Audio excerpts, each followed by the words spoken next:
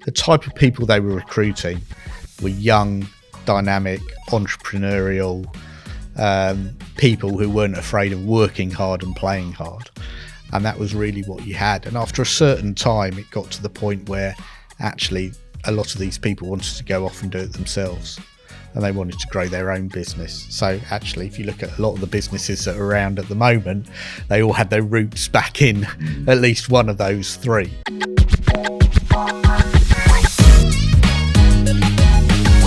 Welcome to the Property Funder podcast. I'm here with Andrew Montlake. Before we speak to Andrew, I'll just give you a quick introduction to him.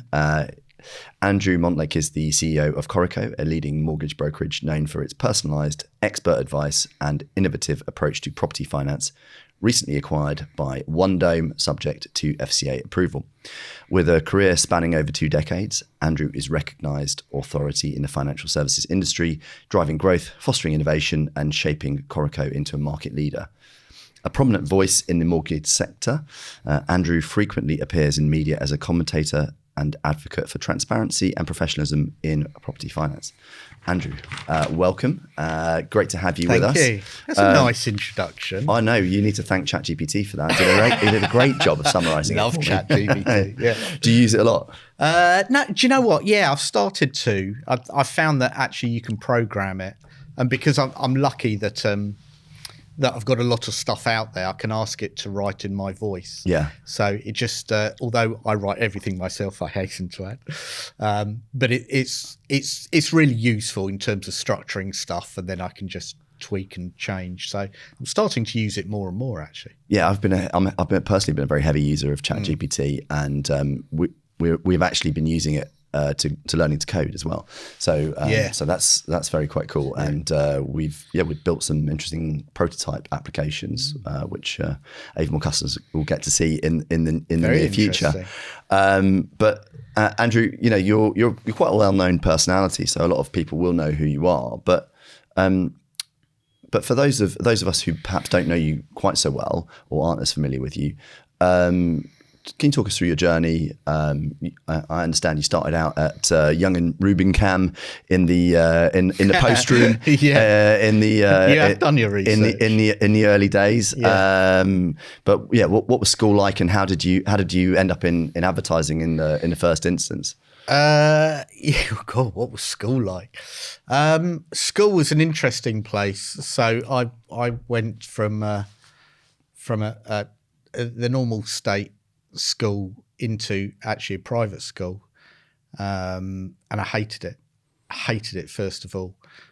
Was bullied mercilessly for the first 2-3 years by teachers and kids alike, but I sort of found my footing and ended up sort of enjoying it in the 5th and 6th form. But I really sort of found my defence was playing the fool and humour and that kind of stuff.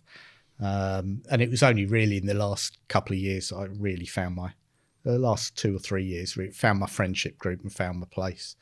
And then it was actually the outside activities in terms of a separate youth club, separate group of people, forming a band at 17, that sort of gave me all my confidence and everything else. So actually, it was the out of school activities that really kept me sane and kept me from going off the rails. So I was a bit of a reprobate at school. Well, we got a question about your musical activities that we'll ask in the second part of this interview.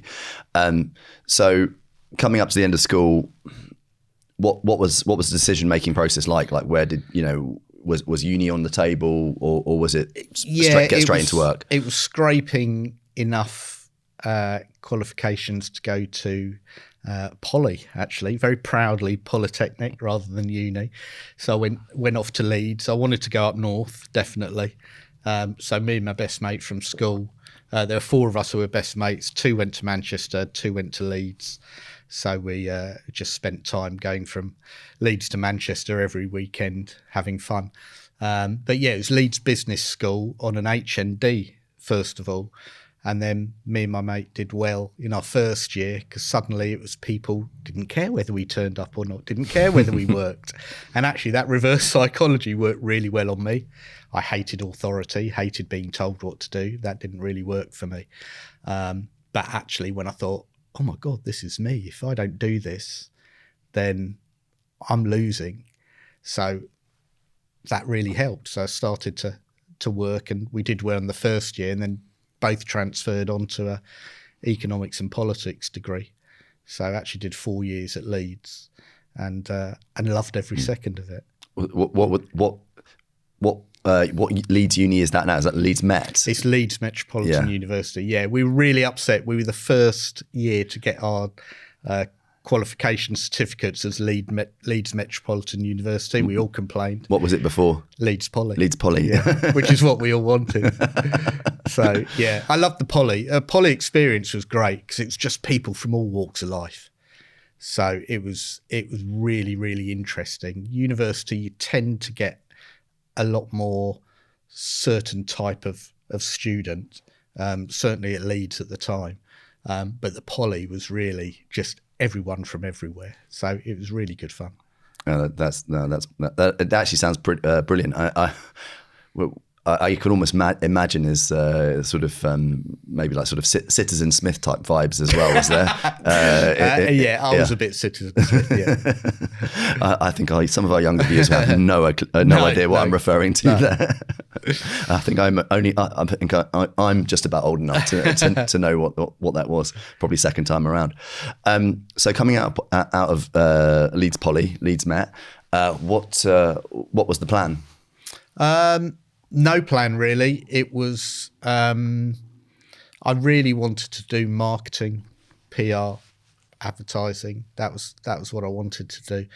And it was really hard to get a job. So those are the days where you get the Guardian on a Monday for the media section. And I must have written off for about 300 jobs or something. And it was really hard. It's a bit of a recession type period as well. As early 90s. Yeah. And that's how old I am. And so it was quite tough to get a job. And then I ended up, a friend of my dad's was high up in Young and Rubicam, the ad agency. And he said, look, we're taking on graduates, but we're taking them on $7,000 a year in the post room, and we'll see what happens. So I thought, yeah, well, I'll try that. And lo and behold, there were no promotions anywhere. And from my taking the post around in my little trolley and delivering it to people and getting friendly with the different sections, they had a sister company which was direct marketing, and they had the Diet Coke account at the time. So I ended up leading a team of actors, musicians, models, and me, just going around giving out free samples of Diet Coke, and that sort of opened up a year of doing direct marketing work. And what did that look like? For those people who aren't familiar with what those direct marketing campaigns look like, what sort of things were you doing? So it's mainly directly engaging the public. So for Diet Coke, for example, I had my Diet Coke hat, my T-shirt, my watch, my Diet Coke tracksuit, trainers, sunglasses, driving my big Diet Coke truck and going around the country to sort of like concerts, football matches, supermarkets, markets, and giving out free samples of Diet Coke. I did everything from dressing up as a Blockbuster kid. So in the days where Blockbuster were there, you'd have one of those big uniforms on, where the kids could beat you up, but you're not allowed to speak to them, giving out leaflets on the street, or actually commentating on Tekken fights in Southampton. Oh wow! So there was like PlayStation, early days of PlayStation competitions, and I'd be the commentator commenting on this these two guys playing PlayStation fights and stuff like that. Wow. Or dressing up in top hat and tails and on a coach, 30 of us around the country, giving out free samples of a new alcoholic drink called Sheridan. So, but it's so much fun. It sounds like a lot of fun. It was crazy fun. Yeah. I guess, but the sort of thing that has a bit of a shelf life because you're like, right, you can only do it for so long. Yeah. And you're questioning where you're going, where your life's going, do you? Yeah, it was. I ended up going out with one of the model dancers, and we decided that I needed a bit of a more stable job. Right. and so I was always quite interested in finance and stuff like that. And John Charkle at the time were advertising for, they were starting a new section and they needed admin people. So I just sort of applied to that. And Simon Checkley, who now runs private finance, he stupidly gave me a chance. And if my research is correct, they locked 4 of you in a room with one computer screen, and you all had a telephone that had only dialing out facility, couldn't dial in. Ring. Didn't ring. So what was that like? What was the culture like, and how did you sort of adapt to it? Yeah, so my business, that's where I met my business partner now, Julian Ingle. So I started as I started as a nothing, basically doing loads of photocopying. And there were about 8 to 10 of us actually. And one phone in the middle that didn't ring. So our job was to make it ring. So the guys actually started with getting estate agency contacts. And one of the big ones that they got first of all was Savills. So we looked after Savills, and then there's a guy called Ron Waltons, a big shareholder at Charkle at the time. He's now at Mortgage Force. He came over and he was doing new build stuff. So he was one of the first people to really actively look after new build builders and developers, and it sort of grew from there really. And can you paint a picture for our audience, which is obviously quite diverse, but a large proportion of it is specialist finance professionals. What was the what was it like in the mid 90s? Because as I understand it, most people didn't work with a mortgage broker. Most people went to their bank or building society for a mortgage. So how did you sort of penetrate the market? How did you effectively find a way to offer the customer something that was different or better than they were getting from their that's bank? What Charcoal did well back in the day, and that's where John Garfield in Derby, who was a bit of a hero of mine because he was one of the first real big mortgage broking marketeers that really marketed what we do. There was only John Charkle and Chase DeVere at the time. There was only 2 real sort of well-known mortgage brokers. And you're right, most people went to their bank or building society. There were no proc fees, nothing like that.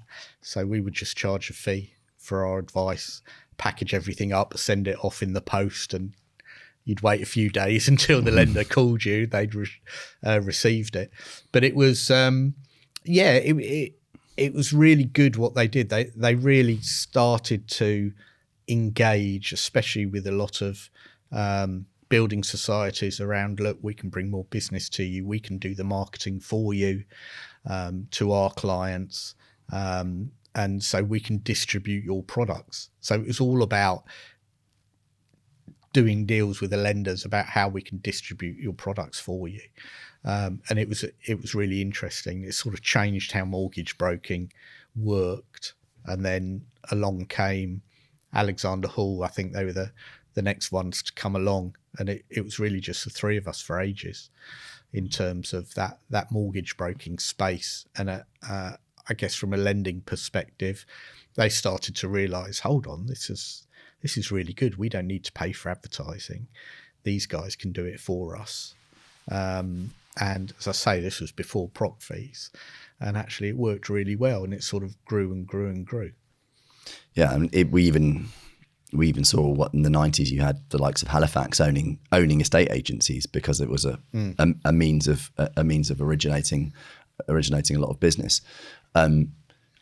How did for our younger viewers and listeners, can you just talk through how the market changed from I guess a lot of concentration in the banks and building societies, and then the three organisations, including John Charcoal and Alexander Hall, how that went from that sort of arrangement to, I guess, the kind of independent mortgage broker market that we have today. How did that sort of evolve? I think it sort of evolved in a few ways. It's quite hard to pinpoint how and when it evolved, especially when you were sort of in it. I think what you had at Charcoal, and I guess what you had at the other places, was the type of people they were recruiting were young, dynamic, entrepreneurial people who weren't afraid of working hard and playing hard.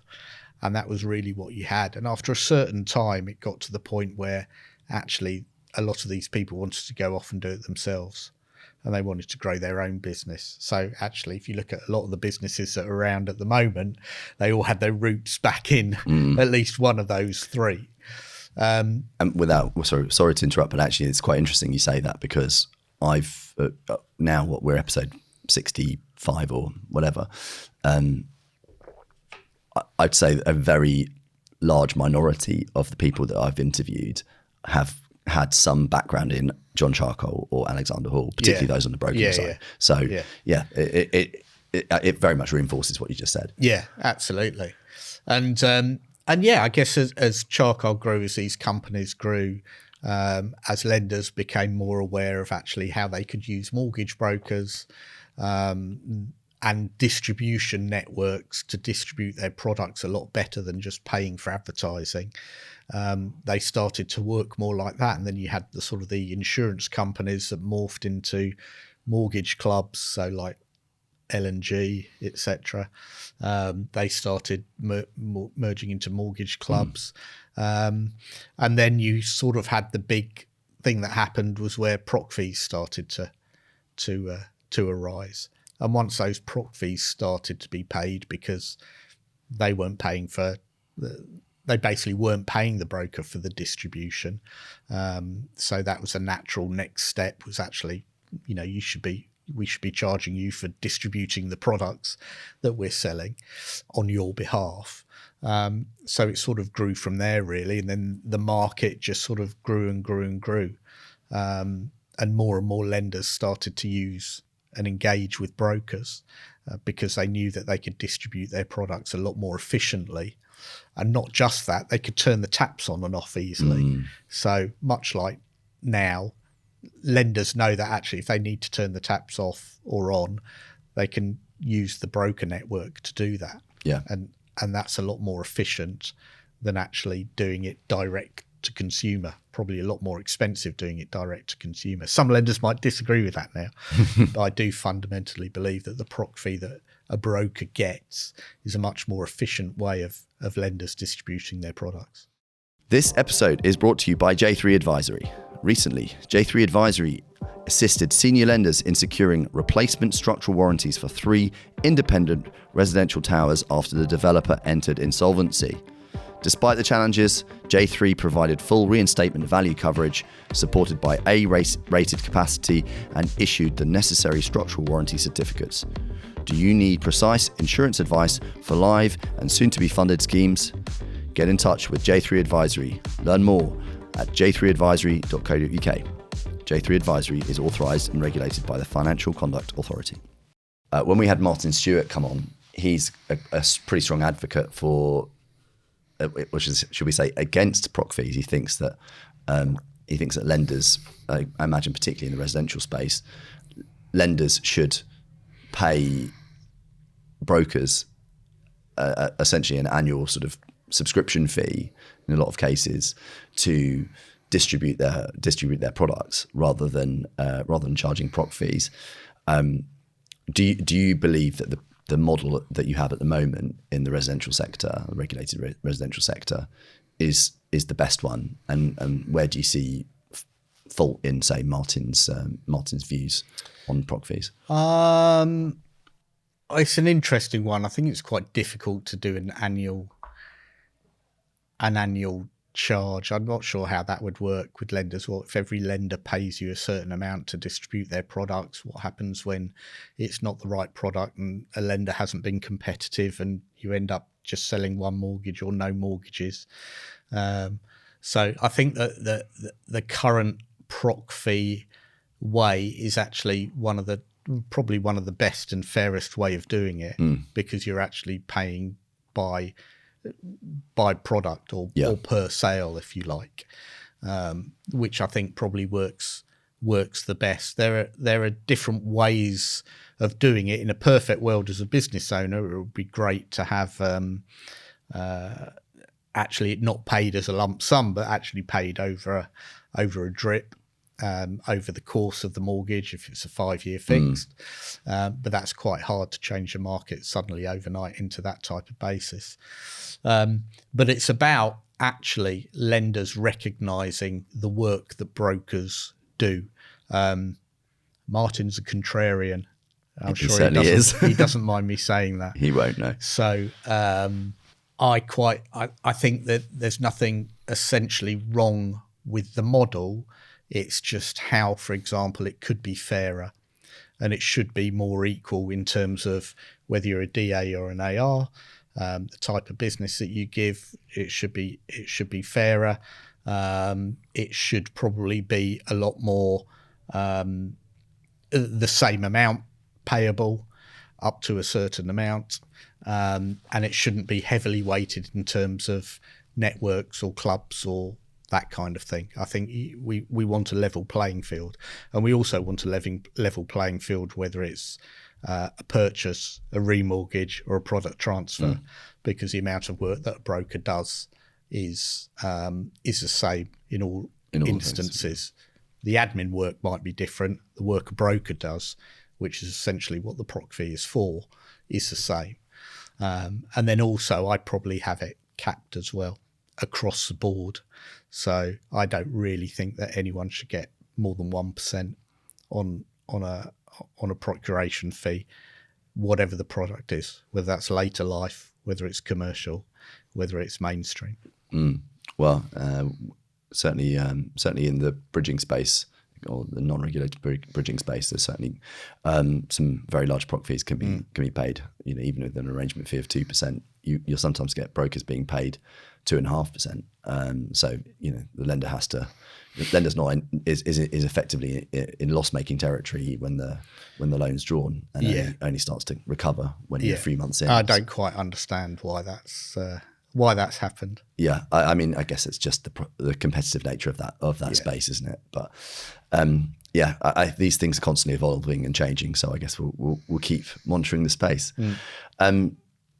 Just looking at the next phase in your career, so you're at John Charcoal, and then I believe you went to a company called Cobalt. Is that correct? Yes. So what sparked the move, and what was the transition like? It was it was interesting. So I've been at Charcoal for about 8 years, and I guess you start to see that change where actually the legends of Charcoal decided, actually, I'm going to go off and start my own business. So you had Savills Private Finance with Mark Harris being created. You had Kevin Duffy leaving. You had Richard Taylor leaving. You had all these legends. Mark setting up Kingsway. So all these legends started to sort of leave and set up their own businesses. And it was at the time where Charcoal also got bought out by Bradford and Bingley and became a very different beast. And the change, it became much more corporate. Some of the management that were put in place in the time, let's just say didn't see eye to eye with them in terms of how to do things. And it was a natural step, and I wanted to, evolve. And yes, I could have stayed at Charcoal for forever, but it wasn't the place that I remember and wanted to stay at. And Julian, who I'd worked with when I started at Charcoal, he had left a couple of years before and was then getting together with another person from Charcoal, Andrew Drummond, and setting up Cobalt. And they invited me to join and be a director there early on. And I thought, that's what I want to do. So I've always had that sort of entrepreneurial spirit and wanting to push myself. So yeah, I sort of took the leap. The timing was right. I met my then wife, and who went on to be my wife. So I was in a bit of a more secure position, and so I thought I'd make that leap and make that change. And what was life like at Cobalt? What were the subsequent years? It was the early years were fun. It was it was about helping the guys grow a business, and we did we knew estate agencies, so that was our natural thing. So we went round and did deals with all the independent estate agents around sort of the Knightsbridge area, which was the area where we were based, and that worked really well, and we grew the business from there. It was interesting. It was interesting days. It was a lot more partying. It was a lot more. It was hard work, but it was good days early on. And what then led to, I suppose, your departure from Cobalt and the setting up of Coreco? So the Cobalt then went and merged with Cobalt then went and merged with a company called Chelsea Mortgage Management, which was run by then Richard Taylor, who had also left Charcoals. They were Bristol based, and it became quite a big entity. So it became about 90 people, 3 different locations: Knightsbridge, the city, and Bristol. And there were 4 main people who ran it. Let's just say Richard sadly passed away, and I guess the others didn't really see eye to eye on a lot of things, and we as a sort of who became the senior management team underneath them didn't see eye to eye with a lot of them either, or with 2 of them in particular. And then the credit crunch hit, and just sort of decimated the industry. So I remember Jules saying at the time, it's almost when Lehman Brothers went down, it's almost like mortgage broking became illegal overnight. So we lost about, must have been about 70% of our business just went bang. Wow. We were big into buy to let, etc. And that really changed everything. And the company just couldn't sustain it. So we all got made redundant in the end. Oh. And there was, we always knew that we wanted to work with Julian again. He was one of the good guys. And myself, Matt Lowndes, Francois Talliard were getting together and deciding, look, are we going to do, I knew marketing PR by then. Matt was doing an MBA. Francois had done an MBA and was good at finance and that kind of stuff. So we thought, well, should we go and do something ourselves? And we didn't quite know what to do. And we decided, actually, let's set up our own mortgage brokerage and be the idiots in charge. So we roped in Roy Hardy, who was really instrumental in getting some people together. And then later down the line, we asked Rob, and there was another guy involved, and we set up Coreco. So was that 2008, 2009? 2009, April 2009. We set up the day that the FTSE hit its lowest point. Oh, that's right. I remember you saying that in a previous interview. Yeah. So that was, you couldn't, the market, the world couldn't have felt any lower, right, at that point? Yeah, that's right. And the first 6 months was really tough. We didn't get paid anything. We just sort of tried to, we sort of assigned roles to each other, and I always knew I was going to do the brand, and I'd come up with a name. And I was lucky that doing all the PR and marketing, I picked up a lot of goodwill from a lot of journalists. And so they quoted me really early on. So really early on, Coreco was getting quoted in the Sunday Times, for example, as a big company alongside Savills and Charcoal, and so people assumed we was you're a bigger and more established company. So, I read a brilliant book at the time called Marketing Judo, and that was my sort of approach of how you get a little name associated with the big names, and then that power of association works really well. Yeah, to the extent now that you've got your own blog and you've got your own podcasts and you're featuring with Martin Lewis as well, the money saving expert. So you're obviously doing something right in that regard. Yeah, well, I've learned a lot along the way, and it was in the days of Cobalt, really, where actually I think how it happened first of all was the BBC contacted the partners and said, look, we want someone to do this, and none of them wanted to do it. Yeah. And I said, oh, well, I'll do it. And then was really nervous about doing it and performed awfully. But once you do it once, you get a taste for it. And we started getting involved with, I said, look, tell you what, I want to do the PR. There were a couple of things that had happened there which I didn't quite agree with and didn't like how we were being portrayed. So I thought this is something I can get to grips with and start doing the PR. And that's what I always wanted to do originally, and always wanted to be like Ian Darby at Charcoal.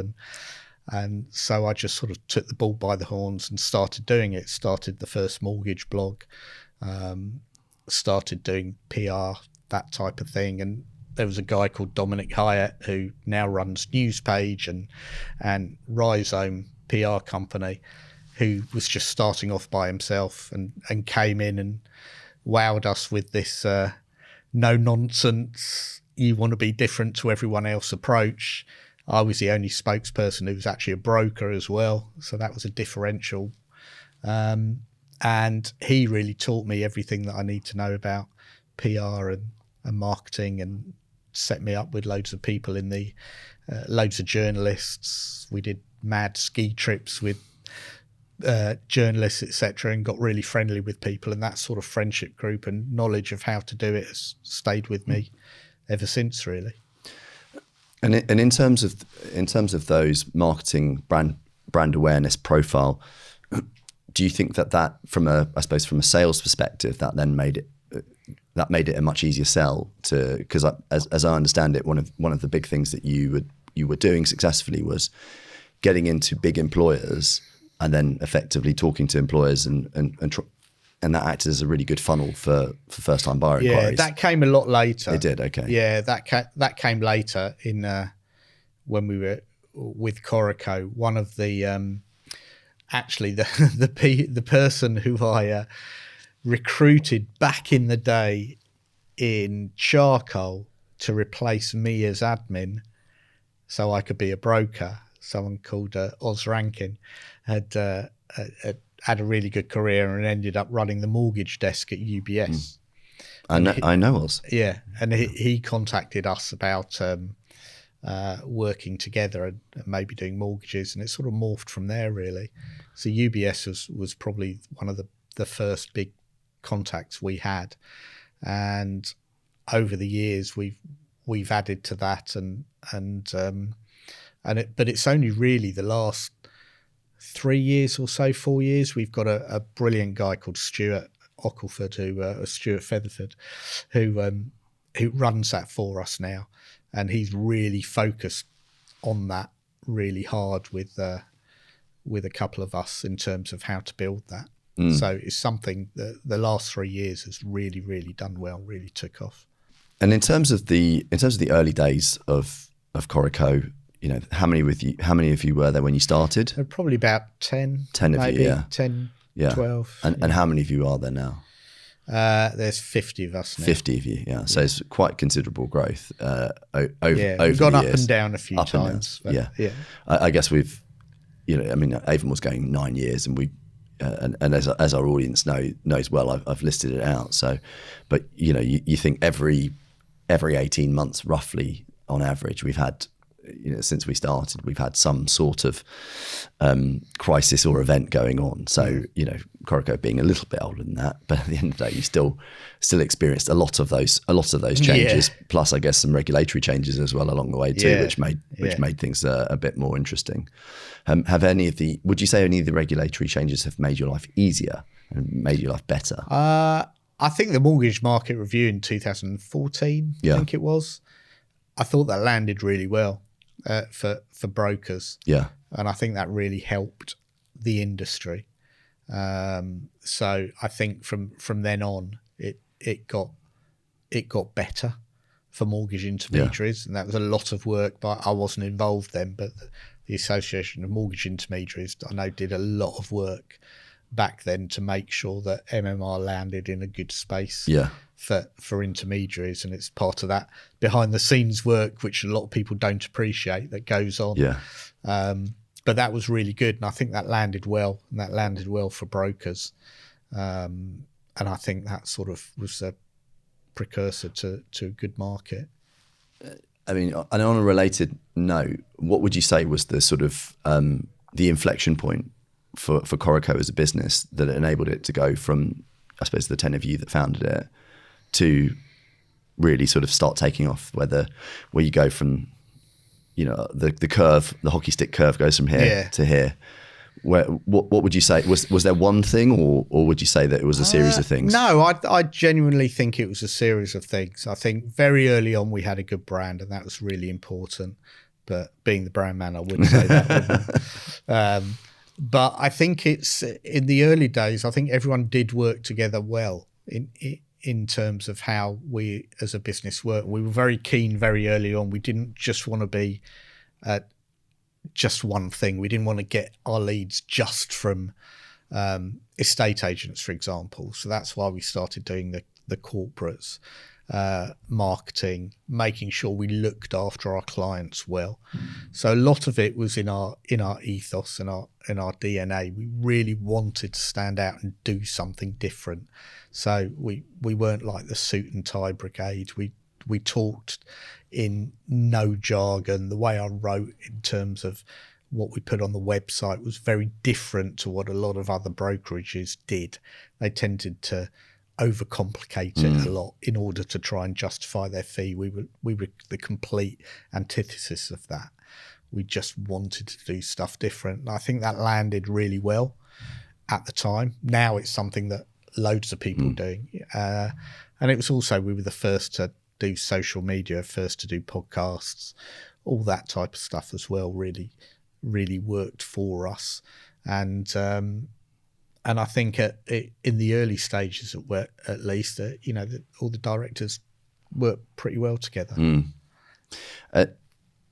It's interesting hearing you say that, and I think that if I cast my mind back to, you know, what I thought was our main inflection point, ironically, I think I could probably point to maybe one or two things, maybe. But it's interesting because I think sometimes it can be quite varied. But in terms of challenges, what would you say? What would you say that the biggest challenges you experienced in growing the business to where it is today? I think there are several really. That obviously you are a slave to the market. So you're a slave to financial services, especially mortgages, is right at the front end. So if you have an event that you can't control, whether that's political, economic, or even, as we've seen, some of the global events, it just affects you straight away. It really does, whether that's in swap rates, in pricing, in people's attitude to, am I going to buy a home or not? It just really affects you straight away. So being able to ride out those ups and downs is really difficult, and that's probably the biggest challenge. So a great example is, you know, we were doing really, really well up until Liz Truss's mini budget, and then that absolutely fucked everyone. So that one event just caused such a fundamental issue that, I mean, we were up to about 63 people at that time. And 6 months later, we're back down to about 48, 49, because that just affected the market in such a way that we really had no choice but to actually go back to a more sustainable model. We're in the middle of a growth spurt that was well costed and thought out, etc. But when the rug gets pulled from under you, you have to react as a smallish business. Because although we're sort of 50 people, that's still quite a small, medium business. So you are very exposed to shocks like that. And in terms of the 50 people, is everyone directly employed, or have you got self-employed people in there as well? It's part and part. Part and part, yeah. So where our brokers are concerned, sort of the majority is self-employed. We've got a smaller employed part. Yeah. And then everyone else, back office is employed. And presumably when you're talking about reductions in headcount, is that a mixture of the self-employed brokers and back office, or is it more weighted towards back office? Weighted towards employed and back office. Yeah, because I guess if the self-employed brokers aren't originating as much business, there's less work for the back office people to process, essentially. Yeah, exactly. Yeah, no, that makes a lot of sense. How talk us through how around your process around hiring? You know, what does your hiring process look like, and how do you know someone is a Coreco person? Yeah, it's all so we have our DNA, which you can see on our website. We're very proud of it. We like to do something different, do things differently. We like to give people second chances. We like to take on characters. It's the old adage that you can teach skills, but you can't teach attitude. Yeah. So it's trying to look behind the person that's being presented and actually think about their character and their attitude and how they're going to fit in with the team. And that's really what we look for. Yeah. And that's been really important to us. So if you look at our team, we are wonderfully diverse. We do have extraordinary characters. And we have some really, really good people. And that's what I'm most proud of, is that, you know, we call it the Coreco family, and it does really feel like that. So it's making sure that you're nurturing people, you're looking after people. We don't always get it right. Sometimes you get it wrong. But I've always approached it as that I need to be able to look myself in the mirror at the end of the day and know that I've done things right as best I can for the right reasons, and I've not been an arsehole deliberately. Yeah. So that's really important. But in terms of that recruitment side, it's about trying to find someone who you think will be good, will really live up to the DNA of Coreco and who we are, and add to it. We're looking for adding to our culture add, rather than just culture fit. Yeah. No, that's interesting. So people who effectively kind of not culture sinks, but people who are kind of radiators, essentially. You know, they give off energy, but the right energy as well into the business. Yeah, that's right. Yeah. No, that makes a lot of sense. And I guess as we've gone through the last, I guess 15 years of Coreco, I guess as it is, we obviously had the big announcement this week, or last week, shall we say, that you've been acquired by OneDome, obviously subject to regulatory approval. We have to put that in there. Talk us through as much as you're allowed to say anyway, the decision making behind that process and you know, and what it means for Coreco moving forwards. So I guess it's been a long time coming, and even when there were sort of 6 directors, which is way too many, by the way, never start a business with 6 directors. We were looking at how do we get to the next level? How do we get investment that will help spur us on?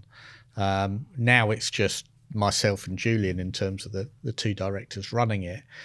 And you've had a period since Brexit where you seem to have a black swan event every year.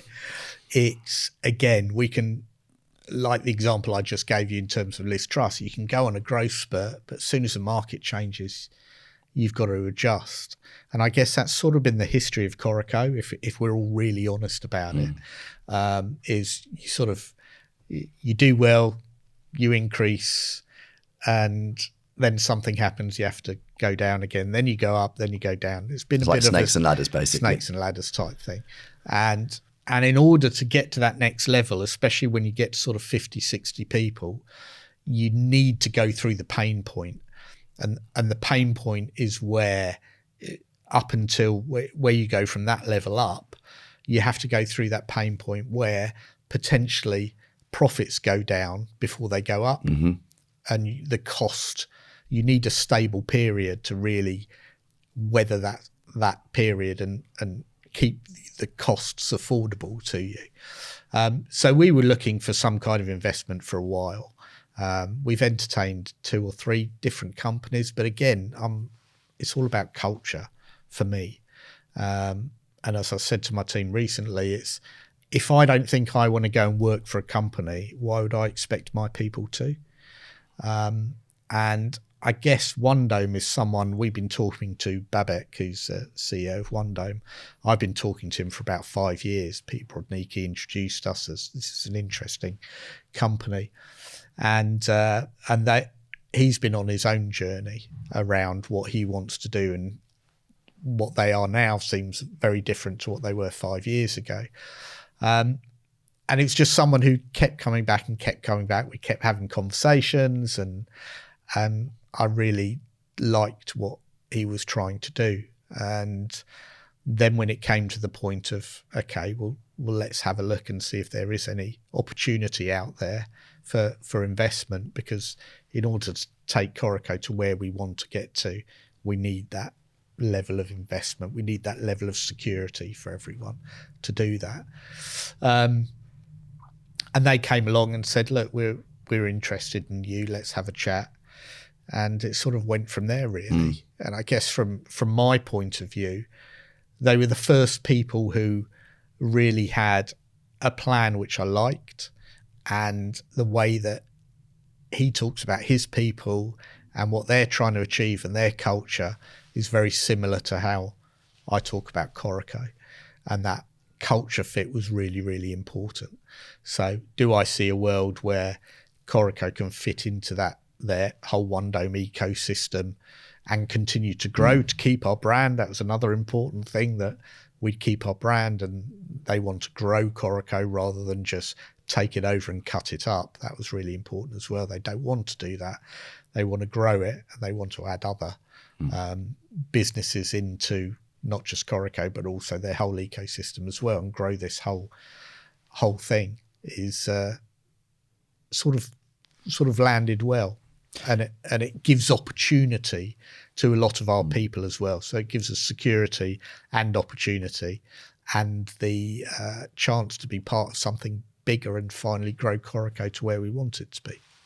And when you talk about they're giving you investment, what does that mean in practice? Is that giving you a checkbook to go out and acquire businesses and help and grow?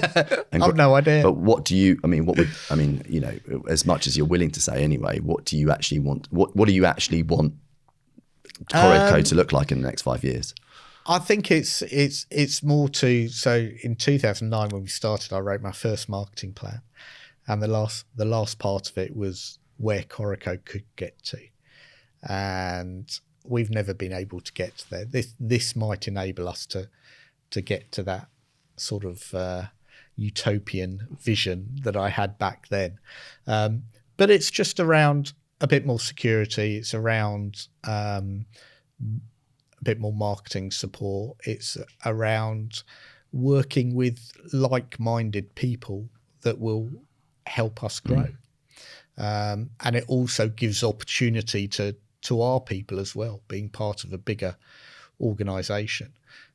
So we can learn a lot from them. They can learn a lot from us, and we can grow together. What it means in cash terms for Coreco is, I don't know the answer to that, right. but it does mean that we can actually plan properly.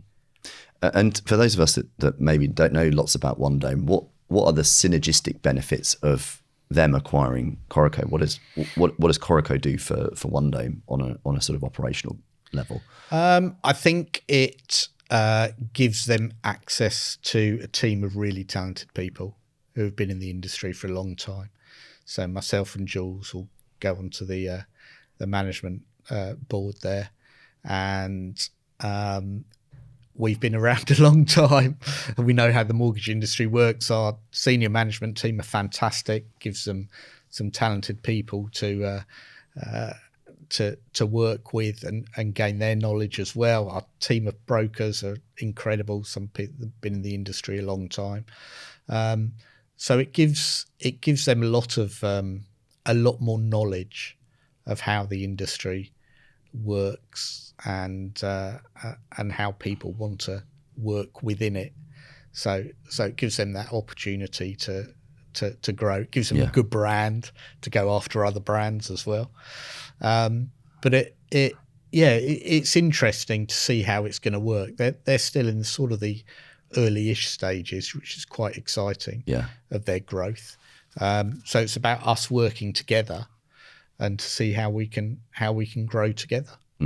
It's sort of exploring it. I suppose it's sort of almost a blank sheet of paper, and let's see what we can do, sort of thing. Yeah. I mean, Babak has his ideas, and his vision looks really exciting. Oh, okay, that sounds really cool. And what was it like to be part of an M&A process? Because I can imagine. Well, I know from people I speak to, they can be quite fraught and quite stressful, and often you're talking about people sort of babies. So the founders are very emotionally attached. How was the process for you? What was the experience like? Horrendous. That's all I'm going to say. When you deal with accountants and lawyers and on different sides, it's horrendous. I hated every minute of it. Yeah, is that right? Yeah. And what would be your tips for people going who might be eyeing up that sort of process then? Make sure you've got a really good accountant, really good lawyer. Cap fees early. Yeah. And it's just communication is absolutely key between the parties. Luckily, Babak is really good to deal with. So actually, we had good lines of communication. It's just when legal people get involved, it tends to drift away from you somewhat. Yeah, I mean, when you see the representations and warranties and like the consequences of things going wrong, It's, I genuinely didn't enjoy it at all. No, I can completely see that. And what is the for you personally? What do you think the future looks like then on a professional level? Is the hope that there's going to be a riding off into the sunset moment, or you think is that way too far in the future to be thinking about? I mean, it depends how it goes. Look, I'm really wedded to Coreco. I'm wedded to our team, and I'm wedded to our people, and that's what's really important to me. I know it sounds a bit trite, but that's what keeps me going, and that's really important to me. Knowing that that they're safe, that they can grow, that they're in a good environment. I love working with the team I'm working with now. Absolutely, it's just the best team. I can't imagine working with anyone else really, and that's something that I really enjoy. I love the stuff I'm starting to do with news page and the PR stuff and all of that. And I also love helping other businesses. So I'm lucky enough to speak to quite a few other business owners and help them where I can. I'd love to do more of that. I'd love to, and I can do that within the whole OneDome environment as well. I love the Association of Mortgage Industry work that we're doing. I've got another year or maybe 2 or so left on the being chairman of AMI, and we've got a new chief executive coming in, so that's going to be exciting as well. But I know I love this industry. It's one of those industries that when you get in, you can never leave. Well, that's exactly what Martin. Are so nice. That's exactly what Martin said, but for different reasons. Yeah. and I still think there's so much we can do as an industry. There's so much change that needs to be done. But I love working with the people and the businesses within our industry.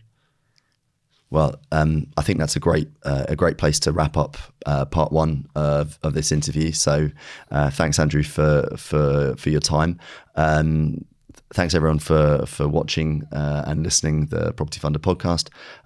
You can find me on the internet at property_funder, and you can go to the new website, which is the propertyfunderpodcast.com. And please remember to like and subscribe. And also please be sure to tune in to part 2 of our conversation with Andrew, which is going to come out next week. All right, thanks. Thank you.